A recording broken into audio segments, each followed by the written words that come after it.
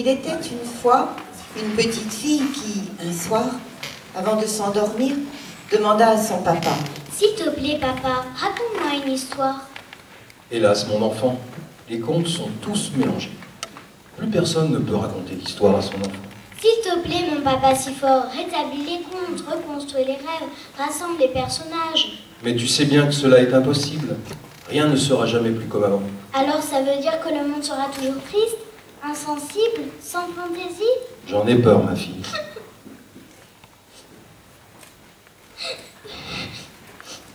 À voir sa fille si triste, le papa se dit qu'il fallait faire quelque chose.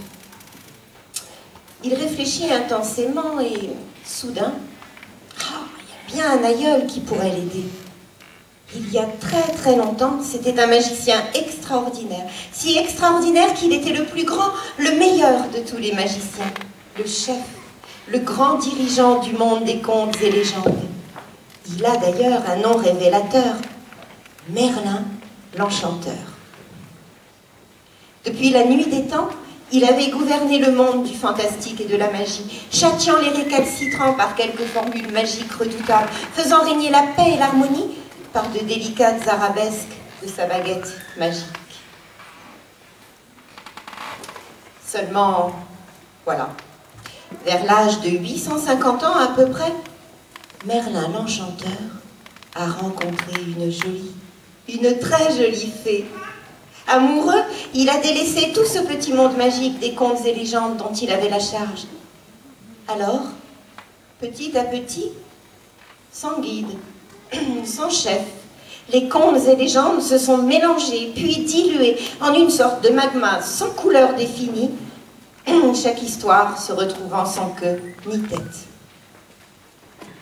Mais tous les enfants du monde sont toujours friands de ces récits dans lesquels le beau chevalier combat le dragon pour libérer la princesse, avec des animaux doués de paroles, ou des nains protégeant une belle jeune fille menacée par une vilaine sorcière. Comment faire alors quand règne la pagaille? Pendant ce temps, Merlin l'Enchanteur, lui, il s'en moque comme de l'an 40. Il a bien d'autres préoccupations. Une famille à nourrir, le lave-vaisselle en panne, des factures, des contraventions à payer, son pouvoir d'achat en baisse, ses impôts qui augmentent. Mais peut-être que... Je suis peiné de te voir ainsi pleurer, ma fille. Je crois que j'ai une idée. J'ai un très vieil oncle qui avait quelques aptitudes pour la magie dans le temps. Je vais essayer de le joindre sur son portable. Il pourrait peut-être faire quelque chose, lui. Voyons. J'ai son numéro. Ah, c'est lui. Allô, Merlin? Tu m'entends? Il est devenu sourd comme un pot. En plus, il a une extinction, vois-je Paris. Je l'entends à peine. Merlin, allô? J'ai besoin de ton aide. Figure-toi que ma petite fille est inconsolable, car vu le désordre qui règne dans le monde des contes et légendes, je ne peux plus lui raconter d'histoire pour l'endormir. Merlin, ça ne peut plus durer. Il faut reconstruire les rêves, reconquérir l'imaginaire, faire revivre les contes. Oui? Tu dis? Tu dois venir sur Tulin. Tu as rendez-vous avec le maire pour discuter de l'organisation d'un congrès de magiciens.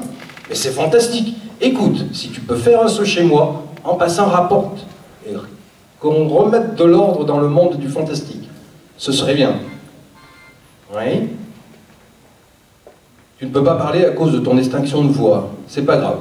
Apporte ton vieux grimoire, je prononcerai les formules magiques à ta place.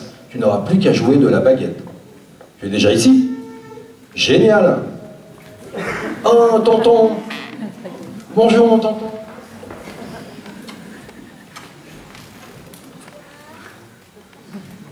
Dire qu'en 2014, on se traîne dans les bouchons, et toi, vieillard multicentenaire, tu te déplaces à la vitesse de la lumière?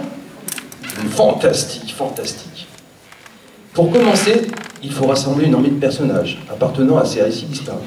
Voyons, tu as ta baguette magique? Très bien. Je sonne le rassemblement. Hey, ma fille, veux-tu tourner la page du livre magique? Bien sûr, papa.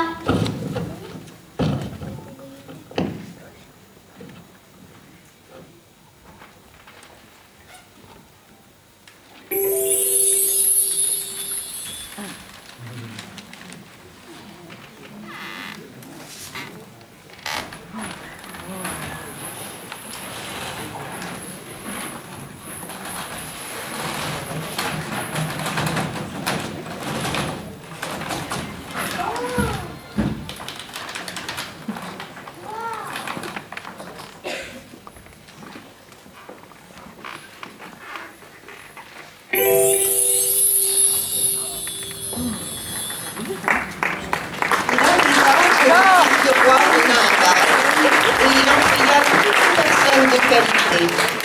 Nos deux demoiselles en furent aussi priées, car elles faisaient grande figure dans le pays. Les voilà bien aises et bien occupées à choisir les habits et les coiffures qui leur siéraient le mieux. Nouvelle peine pour Cendrillon. Il était une fois une petite fille de village, la plus jolie qu'on ait su voir. Sa mère en était forte et sa mère grand plus folle encore. Cette bonne femme lui fit faire un petit chaperon rouge qui lui seyait si bien que partout on l'appelait le petit chaperon rouge.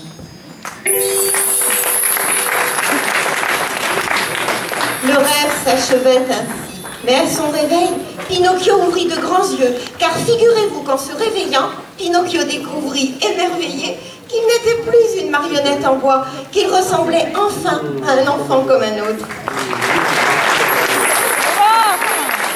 Bienvenue à Poudlard, dit le professeur McGonagall. Le banquet de début d'année va bientôt commencer, mais avant que vous ne preniez place dans la grande salle, vous allez être répartis dans les différentes maisons.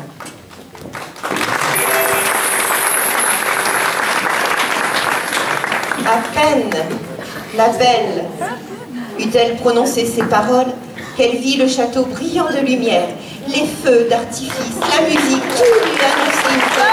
Mais toutes ces beautés n'avaient-elles point servi. Elle se retourna vers sa chère bête, dont le danger la faisait frémir. Quelle fut sa surprise, la bête avait disparu et faisait place au prince. Diego ouvrit une malle, déplaça une rangée de livres et retira d'une cachette un chapeau noir à bord plat, une cape, un masque et des gants également noirs. Les revers des gants portaient, brodés en fil d'argent, la lettre Z.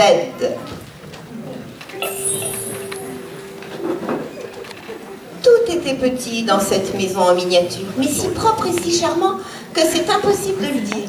Il y avait une petite table qui était déjà mise, avec sa nappe blanche et ses 7 petites assiettes, ayant chacune son couvert, le petit couteau, la petite cuillère, la petite fourchette et le petit gobelet. 7 petits lits s'alignaient au gâteau de l'infini, bien faits, et tous avec de beaux draps blancs et frais.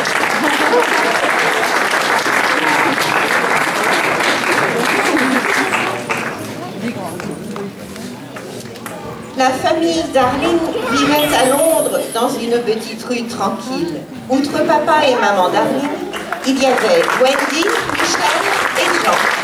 Il y avait aussi ce que l'on pourrait appeler la bonne des enfants, Nana. Cette bonne était en fait un énorme chien appelé Saint-Bernard.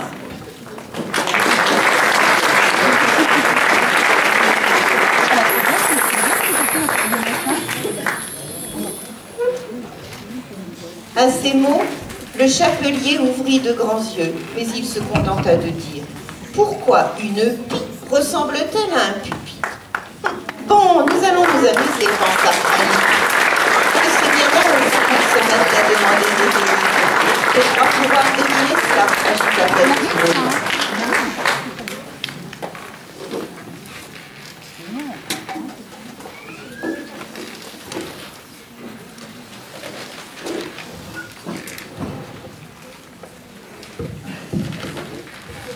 N'est-ce pas merveilleux? Il n'en faut pas beaucoup